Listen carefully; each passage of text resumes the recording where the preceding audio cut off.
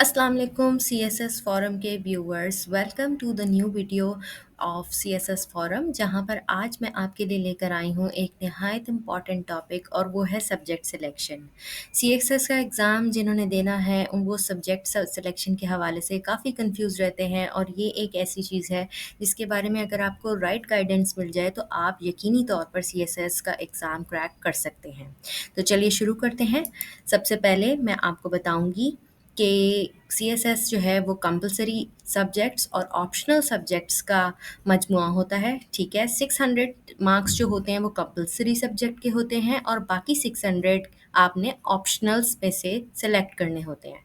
तो सबसे बड़ा जो एक क्वेश्चन मार्क है कि हम किस तरह से ग्रुपिंग करें, हम कैसे सिलेक्ट करें, तो आज इस वीडियो में वो सारी कन्फ्यूजन इंशाल्लाह आपकी क्लियर हो जाएंगी। और चलें अब हम स्टार्ट करते हैं। सबसे पहले मैं आपको एक छोटा सा ब्रीफ रिव्यू दे देती हूँ। आपके जो कंपलसरी सब्जेक्ट हैं उसमें इंग्लिश ऐसे है, इंग्लिश प्रेसी एंड कॉम्पोजिशन है, जर्नल साइंस एंड एबिलिटी है, current affairs, Pakistan affairs and Islamic studies, और comparative study of major religions. So basically आपके ये 6 सब्जेक्ट्स तो आपने लाज़मी पढ़ने हैं, ठीक है? और इस एक क्राइटेरिया के हवाले से मैं आपको बताती चलूँ कि आपका जो general science and ability, current affairs and Pakistan affairs, इसके एग्रीगेट मार्क्स जो हैं ये 130 प्लस होने चाहिए, 130 and above. Otherwise for example आपने जनरल साइंस एंड एबिलिटीज़ में 40% से लेस स्कोर भी किया है, लेकिन आपका एग्रीगेट जो है वो 130 अबव बन रहा है इन तीनों, current affair, Pakistan affair and GSA का, तो आप यकीनी तौर पर जो है वो इसको क्लियर आपका कंसिडर किया जाएगा ये, ठीक है? चलिए नेक्स्ट आ जाता है हमारा सिलेक्शन ऑफ ऑप्शनल्स। अच्छा, आपने ऑप्शनल्स का मैंने आपको जैसे पहले बताया कि इस तरह से आपने सिलेक्ट करना है कि आपकी ग्रुपिंग जो है वो प्रॉपर तरीके से हो। तो उसके अलावा आपने ये देखना है कि आपका एरिया क्या है, एरिया ऑफ इंटरेस्ट क्या है। आप उसके लिए अपने पास पेपर्स उठाएं, सीएसएस की जो एफपीएससी की वेबसाइट है वहाँ पर इजीली अवेलेबल है। इसके अलावा आपको पता है कि आपकी प्रीवियस प्रायर नॉलेज किस पर है, आपने उसकी बेसिस पर सब्जेक्ट सिलेक्शन करनी है। अक्सर ऐसा होता है कि सीएसएस एस्पिरेंट्स जो हैं उनकी नॉलेज और उनका वास्ट एरिया ऑफ इंटरेस्ट जो है वो बहुत वास्ट होता है, और कुछ जो या फिर एरिया ऑफ इंटरेस्ट अगर आपको कुछ और लग रहा है, और जब आप उसके पास पेपर उठाते हैं तो वो आपको डिफ़िकल्ट लग रहे हैं, तो आप कंफ्यूज हो जाते हैं कि whether to opt for a particular subject और नॉट। ठीक है, तो उसके लिए सबसे पहले हम ये, मैं आपको बिल्कुल जो बिगनर्स हैं उनके लिए ये वीडियो है। तो सबसे पहले आप ये समझ लीजिए कि आपने ऑप्शनल सब्जेक्ट्स की सिलेक्शन किस तरह से करनी होगी। जब आपका फॉर्म फिल करना होगा रिटन का, जब आप मॉक क्लियर कर लेंगे, तो आपके पास 7 या 8 ग्रुप्स हैं, ठीक है? उसमें से आपने ऑप्शनल सब्जेक्ट्स की ग्रुपिंग कुछ इस तरह करनी है कि जैसे कोड नंबर दिए हुए हैं 11 टिल 15 के सारे जो सब्जेक्ट्स हैं वो सब 200 मार्क्स के हैं।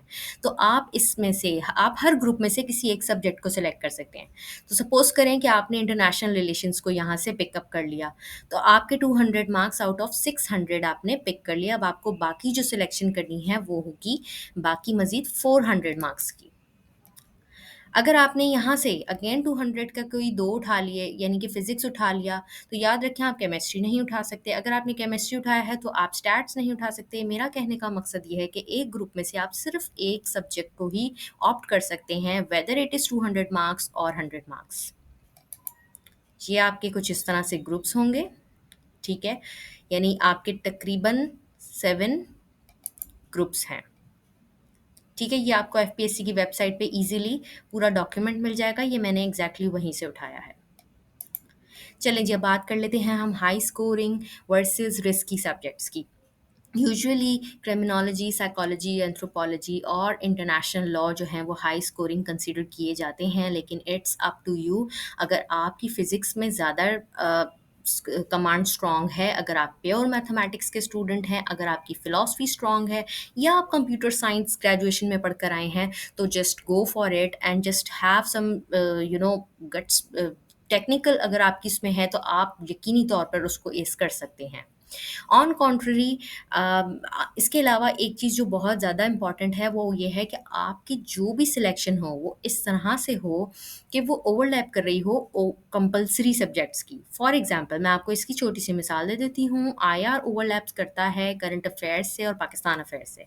तो जब आप इंटरनेशनल रिलेशंस को पढ़ेंगे तो यकीनी तौर पे उस पे कुछ टॉपिक्स ओवरलैप करते हैं, ठीक है, जो आपको हेल्प आउट करते हैं आपके कंपलसरी सब्जेक्ट्स में। इसी तरह सोशियोलॉजी, जेंडर स्टडीज़ ऐसे में काफ़ी आपकी हेल्प करते हैं, और कहीं-कहीं वो आपको करंट अफ़ेयर और पाकिस्तान अफ़ेयर और जनरल साइंस एबिलिटीज़ में भी हेल्प कर रहे होते हैं, लेकिन मेजरली ऐसे में जो है वो इनका कंटेंट ज़्यादा काउंट होता है। इस तरह से आपका जो प्रिपरेशन का जो बर्डन है वो काफ़ी हद तक कम हो जाता है। अच्छा जी। इसके अलावा आपका बैकग्राउंड अगर आर्ट से है तो I would suggest you to go for gender studies because it is something that can be prepared within a month. International relations बहुत इंटरेस्टिंग है, आपका इंटरेस्ट है थ्योरीज़ में, आप थियोरेटिकल सब्जेक्ट्स को उठाना चाहते हैं तो just go for it. Sociology again very interesting, और सोशियोलॉजी कहीं न कहीं पब्लिक एडमिनिस्ट्रेशन से जो है वो मुझे ऐसा लगा था जब मैंने उसे पढ़ा था, तो मुझे ऐसा लगा था वो पब्लिक एडमिनिस्ट्रेशन जिन्होंने ऑप्ट किया है तो वो सोशियोलॉजी रख सकते हैं। अच्छा, पहले मैं आपको ये सारा बता देती हूँ, फिर मैं आपको अपने भी सब्जेक्ट का थोड़ा बहुत आइडिया दे दूँगी ताकि आपको ये आइडिया हो जाए कि how it helped me to appear in the exam. Then आता है हमारा साइंस। अगर आपका साइंस का बैकग्राउंड है, चाहे आपने प्री मेडिकल किया है, चाहे आपने ग्रेजुएशन में साइंस पढ़ी है, आप एनवायरमेंटल साइंस लें, आप साइकोलॉजी में, अगर आपने आर्ट्स में भी साइकोलॉजी ऑप्ट किया है तो definitely go for psychology, but again psychology यहाँ पर मास्टर्स लेवल की डिमांड की जाती है। ग्रेजुएशन लेवल की खासतौर पर जो बीए बैचलर्स में पढ़ाया जाता है वो साइकोलॉजी थोड़ी सी मैं कहूँगी सिंपल होती है, और जो सीएसएस एग्ज़ाम आपसे एक्सपेक्ट करता है वो मास्टर्स लेवल की साइकोलॉजी एक्सपेक्ट करता है। That's again for the geography. अगर आपका बिजनेस का बैकग्राउंड है, आपने ग्रेजुएशन बीबीए में किया है तो आप बिजनेस एडमिनिस्ट्रेशन या मर्केंटाइल लॉ ऑप्ट करें। इसी तरह अगर आपने एलएलबी पढ़ा है तो international law and criminology is your call.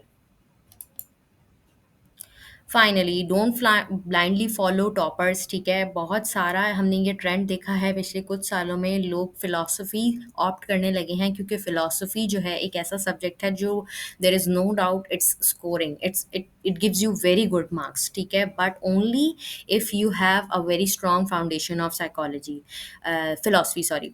तो अगर आप फिलॉसफी देख रहे हैं कि टॉपर्स ऑप्ट कर रहे हैं तो मैं ये ऑप्ट कर लूँ, और आपके पास फिलॉसफी की कोई ऐसी बैकग्राउंड नॉलेज नहीं है, तो please do not go for it. इसी तरह बहुत सारे लोग पॉलिटिकल साइंस को ऑप्ट कर लेते हैं। International relation is way more simple and easy to understand as compare to political science, and this I am telling you from my personal experience. Likewise ऐसा भी होता है कभी कभी कि हम बहुत ज़्यादा टेक्निकल सब्जेक्ट्स को ऑप्ट कर लेते हैं। जैसे फॉर एग्जांपल अगर मैं आपको दोबारा से उस ग्रुप की तरफ लेकर जाऊँ, तो सपोज़ करें मैंने यहाँ पर इकोनॉमिक्स ऑप्ट कर लिया, ठीक है, और जो ग्रुप 2 था वो मैंने अप्लाइड मैथमेटिक्स ऑप्ट कर लिया, या फिर यहाँ मैंने केमिस्ट्री ऑप्ट कर लिया। तो ये दोनों टेक्निकल सब्जेक्ट हो गए जो कि मास्टर्स लेवल की आपसे डिमांड करता है, वो जो सीएसएस का एग्ज़ाम है वो that demands a masters level of subject knowledge end of course analytical skills and comparative skills और बहुत सारी स्किल्स, ठीक है। तो बेसिकली आपने जो है इस बात का ख़्याल रखना है कि आपने बहुत ज़्यादा अपने आप को मुश्किल मुश्किल में नहीं डालना। आपने ऐसे सब्जेक्ट्स ऑप्ट करने हैं जिसकी रिटेंशन पावर आपके पास है, आपको उनके कॉन्सेप्ट्स याद रहते हैं, और बेस्ट थिंग इज़ कि आपका इंटरेस्ट है। अगर आपका इंटरेस्ट एक सब्जेक्ट में नहीं है, आई am telling you, you can not study that. मैं आपको इसकी मिसाल इस तरह देती हूँ कि मैंने एक कोशिश की थी पढ़ने की कि भाई मैं चलो पब्लिक एडमिनिस्ट्रेशन को ऑप्ट कर लेती हूँ, because I was very much into कि मैं हिस्ट्री लूँ, हिस्ट्री ऑफ इंडो पाकिस्तान था मेरा सब्जेक्ट, लेकिन उसमें मैं स्कोर नहीं कर सकी थी एज़ मुझे करना चाहिए था। क्लियर हो गया था लेकिन स्कोर नहीं बना था। तो इसकी वज़ह से एग्रीगेट भी ख़राब हुआ। तो मैंने क्या किया, मैंने पब्लिक एडमिनिस्ट्रेशन को पढ़ना शुरू किया, लेकिन जब मैंने कुछ मंथ्स पढ़ाई की और मुझे आइडिया हुआ कि नहीं, public administration is not my call, I can not S it because I don't have the foundational knowledge.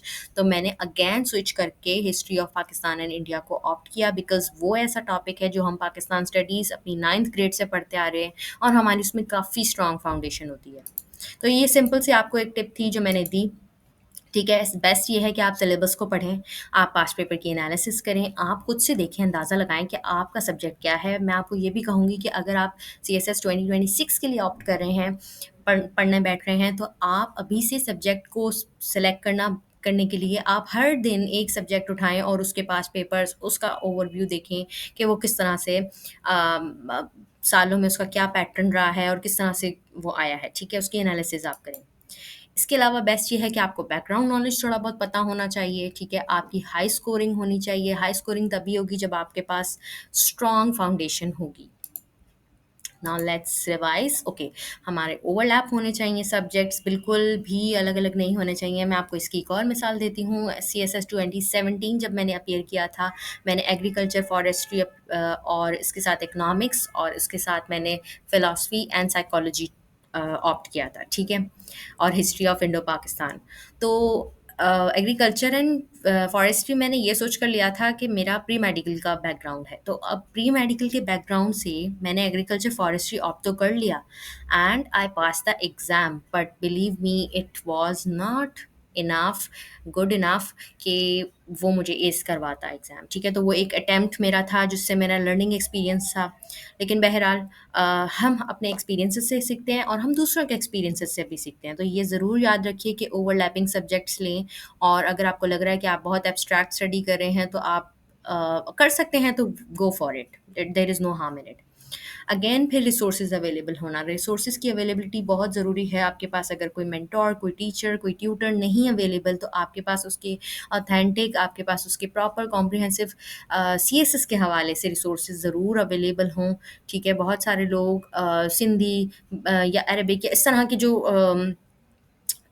You know subjects होते हैं वो नहीं ऑप्ट करते हैं क्योंकि रिसोर्सेज उसके बहुत लिमिटेड है हमारे पास। अच्छा, नेक्स्ट ये है कि सीएसएस में आपने जो है वो स्टार्ट में at least 8 to 12 months before exams आपने स्टार्ट ले लेना है, पढ़ाई शुरू कर देनी है। पढ़ाई से मुताल्लिक ये नहीं है कि आपने कमरा बंद करके पढ़ना है। हाँ, आपको पता होना चाहिए कि आपने क्या पढ़ना है और आपने प्रिपरेशंस की भी प्री प्रिपरेशंस करनी है। सीएसएस के हवाले से ये बहुत इंपॉर्टेंट है, ये कहा जाता है कि CSS always requires preparations requires pre preparations, तो आप एटलीस्ट 8 से 12 महीने पहले प्री प्रिपरेशंस उसकी करनी शुरू कर दें। कंसिस्टेंट रहें, hard work hard and pray harder of course. और ये छोटी-छोटी सी मैं आपको वो दे रही हूँ motivations, I hope that it's going to help you out. और रीडिंग करें बहुत ज़्यादा और उसके बाद उसको लिखें, क्योंकि हमारा सबसे बड़ा मसला ये है, अलमिया ये है, हम पढ़ते नहीं हैं और अगर हम पढ़ भी लें या हमारे पास नॉलेज होती है तो हम उसको एक्सप्रेस पेपर पेन पर नहीं कर पाते। तो दैट्स वेरी वेरी इंपॉर्टेंट कि आप जो भी पढ़ रहे हैं आप उसे लिखें भी। सीएसएस जो है एक ऐसा लाइफ चेंजिंग एक्सपीरियंस होता है कि आप एग्ज़ाम पास करें या ना करें, I guarantee you you will have a very good kind of journey और आप उसको एन्जॉय भी करें। और जो बस पढ़ने के लिए एन्जॉय करता है वो आई थिंक वो उसके लिए सीएसएस का एग्ज़ाम एक उसका हार-जीत मैटर नहीं करती।